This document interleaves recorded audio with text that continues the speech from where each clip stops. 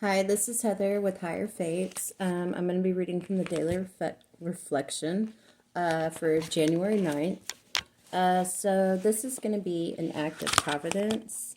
It is truly awful to admit that, glass in hand, we have warped our minds into such an obsession for destructive drinking or using that only an act of providence can remove it from us. 12 Steps and 12 Traditions, page 21. My act of providence, a manifestation of divine care and direction, came as I experienced the total bankruptcy of active alcoholism. Everything meaningful in my life was gone.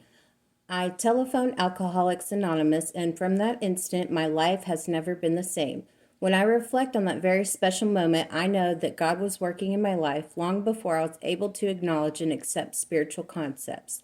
The glass was put down through this one act of providence, and my journey into sobriety began.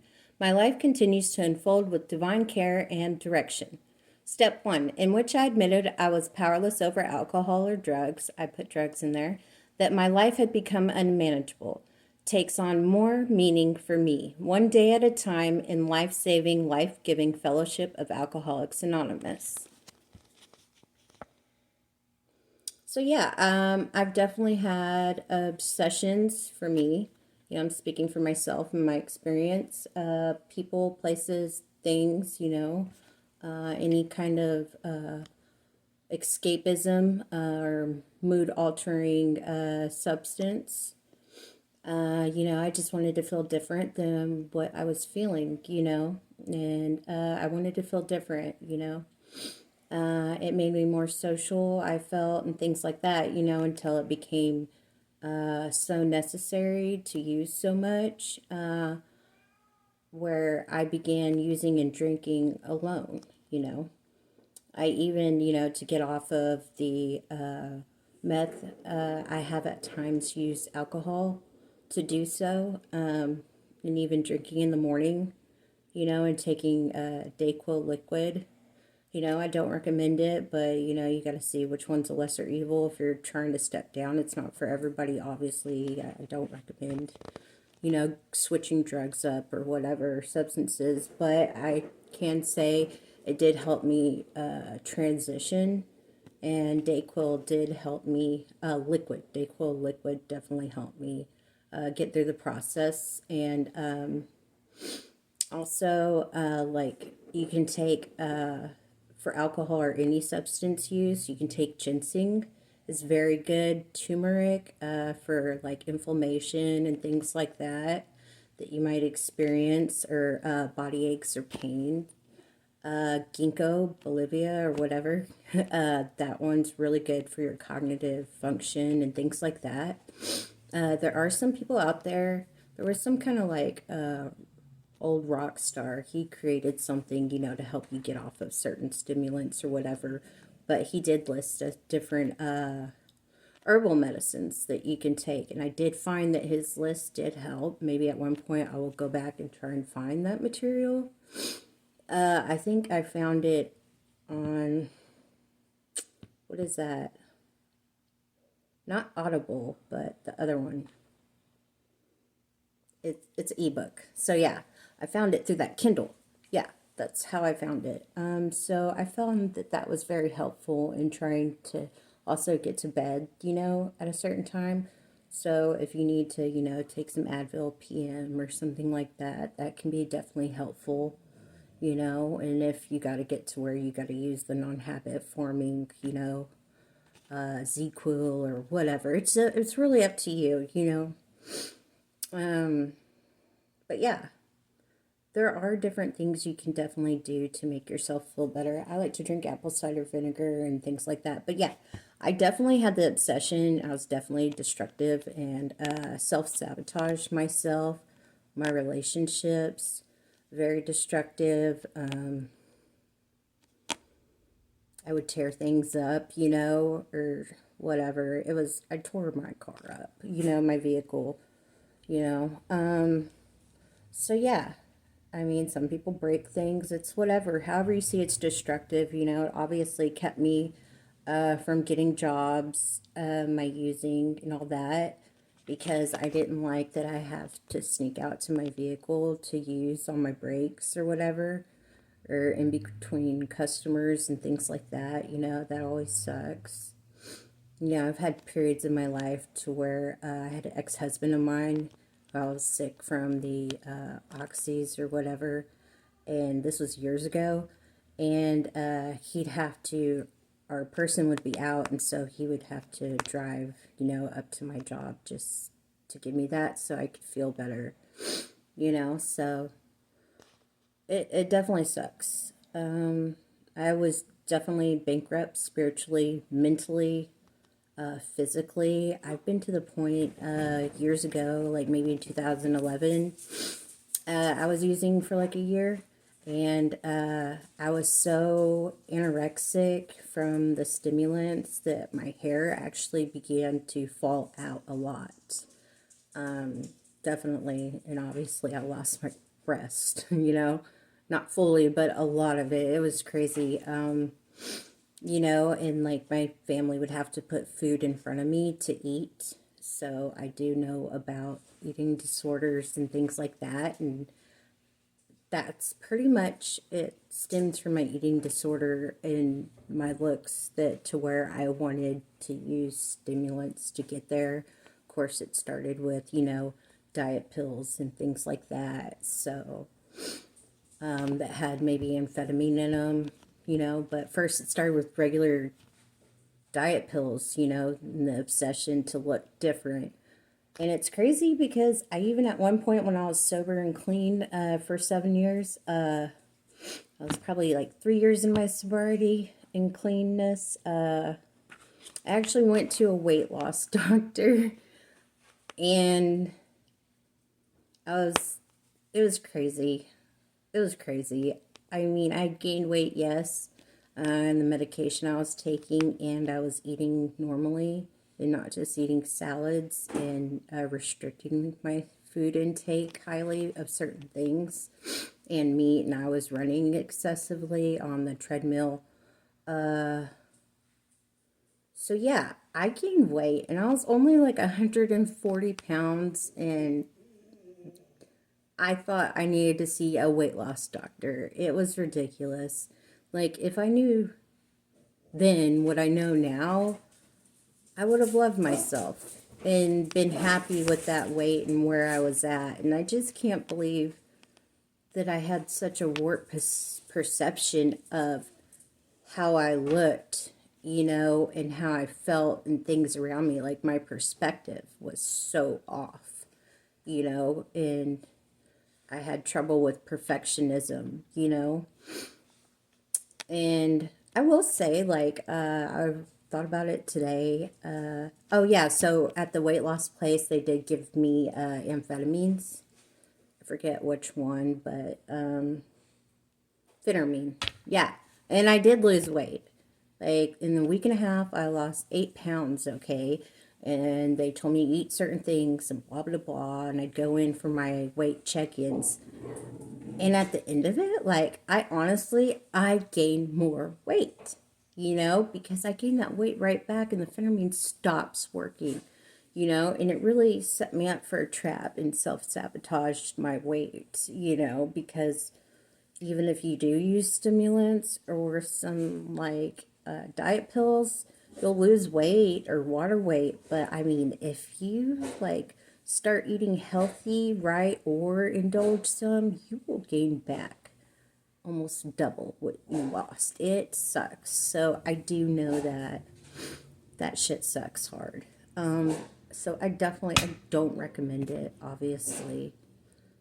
Some people get their that lap band procedure or whatever, and they do well, but I've seen them eat, and they're like, they can't hardly enjoy their food, because they can only take a few bites of certain things at a time. But I guess, if it's to save your life, it's to save your life, But you still have to fix that part of you that wants more of something outside of yourself to fill yourself, and that can be with drugs, alcohol, food, whatever, gambling. It really doesn't matter. It's all the same, and it all comes from the program of AA anyways. Whatever 12-step group you join has a lot of the same principles or foundation it was built upon, because it works. AA does work, and that's why I choose to present the AA lessons and books, and we'll be choosing that because that's where NA came from anyways. You know, you can just, instead of alcohol, just when you're reading it, if you want to get material or when you hear me talking, just replace it with whatever it is that you may struggle with. You know, it could be shopping. I even, when I was recovering addict and alcoholic and had that 7 years, I definitely began to have a bad shopping addiction. Hey guys, please stop. Sorry, that's my dogs. I have a puppy. They're barking at the cat. So yeah, I have definitely, and then I filled it with food. So there's just so many things. And then work. You know, I put work as my God instead, and I made my whole life importance around my job and the work that I did because I was great at it. Hey, please stop, Jade.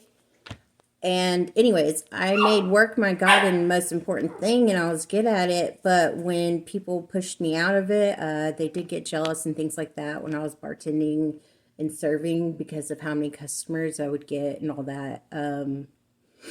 When I had to walk away from that place and go into another restaurant, I was definitely depressed and I felt lost because I put so much importance into my work and validated and valued myself only for what I could do instead of just the true me and validating in my worthiness, you know, inside of myself, if that makes sense. So sometimes it's not good to put your whole life into a particular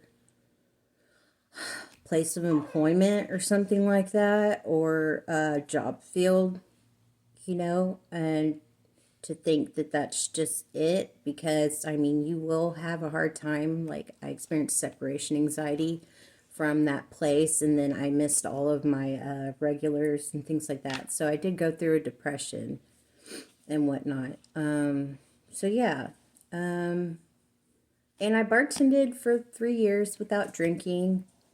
And then one day I just decided to start drinking, you know, and it just starts with that one drink. And I went out and had drinks with my friends, and I had a great time for once instead of isolating. Jade, stop, mama. Anyways, so yeah, it took that one time, and then it was so hard for me to get like a year or more, you know, once I stopped that. It just sucked, you know, it really sucked. So yeah, I mean, you can be around alcohol, but it depends, they say, on your spiritual fitness, you know. I don't recommend it. Don't be around drugs. It's stupid. You know, you shouldn't put yourself there. I did one time when I was sober and clean for 7 years. I found some drugs on the floor. Somebody left my DOC, like, outside the office. It must have fell out of their pocket, you know, when they were doing their cash out, you know, with the manager. And I handed it to the manager, and he told me, well, I went to hand it to him. I told him I found it, you know, and it's like, it's part of the business, kind of, which sucks, in the restaurant business and things like that. And I threw it in the trash. I was like, you're going to flush it, you know, but you can get to that point if it comes unexpectedly, you know, if something happens and you're in a situation, you will have a window. There will, at one point, you will be able to handle that situation in a good way and not pick up and use, or it create that desire. You'll lose that desire. Thank God, you know, like I accidentally found some of my old stuff, and I was able to pick it up and hand it off to my husband to get rid of. And I didn't get shaky. I didn't get anxious. I didn't sweat. It meant nothing to me, you know, and sometimes you have to have enough first, you know. When they say when the pain exceeds the pleasure, you have to really be done with it, you know. But that's not for everybody. You don't need to go save a sponsee, you know, at a bar when you're not even fit enough, you know, in your own recovery to do so, to walk into a bar. You know, you got to use discernment And, maybe call somebody in AA, like, do I really have business being at a bar, or vice versa. So, one of my old counselors used to say, if you keep going to the barber shop, eventually you're going to get a haircut, and that's kind of the saying. It's pretty true sometimes. And she also taught me about the to thine own self be true. What are your motives? So always think about, what is your motive for doing things or contacting that person? Like, what are you wanting, to happen? Kind of where it's going to lead you to, And so why do it to yourself? Yeah. And thinking that it'll be different next time is not true. It will not. That is a lie that you're telling yourself, okay, to make it okay for you to do whatever it is that you want to do, that it's not good for you, and exactly how it'll turn out. But you want to believe inside that you can be like everybody else and you can handle it, but you can't. You can't. So they also say, once you're a pickle, you can never go back to being a cucumber. It's like, once you're an alcoholic or addict, or you have other addictions and compulsions and obsessions, you can never go back to the good old days when it didn't bother or faze you. You always start off right back into your addiction. Minus food you have to eat, I wouldn't say give up sex completely, but you have to learn to be responsible. And if it's sex, responsible with your partners and to yourself, and value yourself, and not just give it away to everybody. It's whatever your addiction is. Or shopping, you don't want to financially ruin yourself. I have definitely done that and overfinanced like everything in my house almost years ago in 2016. And it was horrible. I felt trapped, and I felt like a slave to all my things, just to try to bring in the money with my spouse that we needed to pay everything. It was just ridiculous. And I had a brand new Challenger, and with the tech package, and it's like, he had like a sports car with blow off valve, and we had just built a house. We financed jewelry, furniture, washers and dryers, vacuums, like you name it. And you never know what's going to happen down the road, or if you lose some income or whatnot, or whatever could happen. You just get so tired of waking up every day or having to get ready for work, knowing that all that money is just going to disappear for all the things you bought and had thought you had to have in that moment. It's like you have so much shit you can't even enjoy it at times. So I've definitely been there. Overbought in clothes that then I don't even like how they look on me anymore. So I don't really even buy clothes anymore. I finally started to give myself little things, but not very much. I do like makeup, but I bought my set amount of makeup from Jeffree Star, and that was it, and some MAC and things like that. But yeah, I don't use it as often, but I'm starting to wear makeup more. So there you go. But yeah, so yeah, you really have to put down, they say putting down the glass was an act of providence, and my journey into sobriety only began then. So you can start to taper or cold turkey or whatever is in your situation, whatever your doctor recommends, like definitely some alcoholics or addicts, you can't just stop using or you're going to get horribly sick. Some people even die. Like, that's not safe at all, so you got to do what's right for you and in your plan, or if it's contacting a person, you may contact them again, do whatever, and that's okay. As long as you know afterwards that, hey, I wish I shouldn't have done that. Next time I'm going to try and be stronger, or next time I'm going to go this and this amount of days without using or seeing them or talking to them, And I've been in the situation to where I prayed for just 10 minutes, for 10 minutes that I wouldn't use. I've been that bad before, praying for just 10 more minutes of sobriety. So that happens. You can get to that point, even if it hasn't happened yet. It can happen eventually because addictions like alcoholism and drug use and things like that, or sexual, whatever, it's a progressive illness. It sets off all those endorphins and chemicals in your brain and your reward and pleasure center. So you need more of that dopamine and things like that, and that excitement and just that relief. And it becomes a chemical imbalance when you don't have it, and it becomes a chemical need and dependency at that point to function.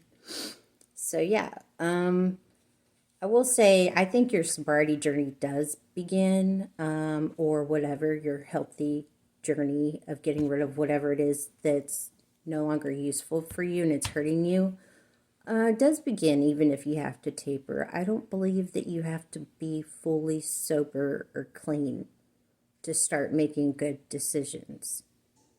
So I have done and started making good decisions before that took me a while to get to, though I still had that clear goal in mind, and it takes some time. Like, then it went from 10 minutes to a day to 2 days. I had clean time to friggin', I could make it a week, and then I'd get the FS and want excitement and fun, want to go out. But it's like, I even thought it was a reward. I deserved this because I went a week. Like, what? That doesn't even make sense. But you will tell lies to yourself to be able to use or do whatever that harmful behavior is. So yeah, who cares? If you make it a fucking week, that's awesome. And that's still a miracle. Or a day. I don't care. It's a miracle that you even want to stop, or you're thinking about stopping, you know? So yeah, and then to where I couldn't get past a month, and that sucked. I really thought I could do it. But I really wanted it too. I wanted it so bad and thought it was going to happen. And I got in a situation that I couldn't handle, because I wasn't in the program. I didn't know about NA or AA or any of that yet. So I was like white knuckling it to not use, and isolating myself inside, like locking myself up inside so I wouldn't use, it was like that, or I would go out of town so I wouldn't use to Houston, and get off of the stuff there. So yeah, anytime is good time, okay? And just don't give up, towards your goals and progress. And, look up stuff that you can do to help yourself, or Epsom salt baths, or herbal stuff, or supplements, and just start getting more used to the literature or the idea of it, or imagining how will my life change or be like if I decide to get sober, clean, or stop this destructive behavior. Start to rethink the process. Yes, it'll be hard, but start to think the different things you'll get to enjoy, instead. And you really won't be able to tell just how crazily insane that your life will change once you do give it up and you have time under your belt, as they say, and you're actually doing things like reading literature, watching videos, whatever it is that you do, Zoom meetings, it doesn't matter, whatever kind of self-help, you'll be amazed. I'm a totally different person when I'm not using, or in my destructive behaviors and patterns. And I'm definitely grateful for the life lesson and the experience, because I wouldn't be who I am now if I hadn't gone through that experience, and I wouldn't be able to help people now or know their struggle if I hadn't yet struggled with that same thing, or been around people who struggled with it, who were close to me. So I do definitely have a lot of life experience with many different things. It's not all bad, thank God, but oh well, I use it as a gift, and it is my gift. Whatever destructive thing that or problem I had, or whatever it is that I went through that was bad, I can use it for good, and so can you, to help others, once you help yourself, but to help others see the light, in the dark. So yeah, if you like this, please like and subscribe for more. I'll be doing the other readings today, and I'll get them all posted for the next half a week or so. We'll see. But yeah, thank you.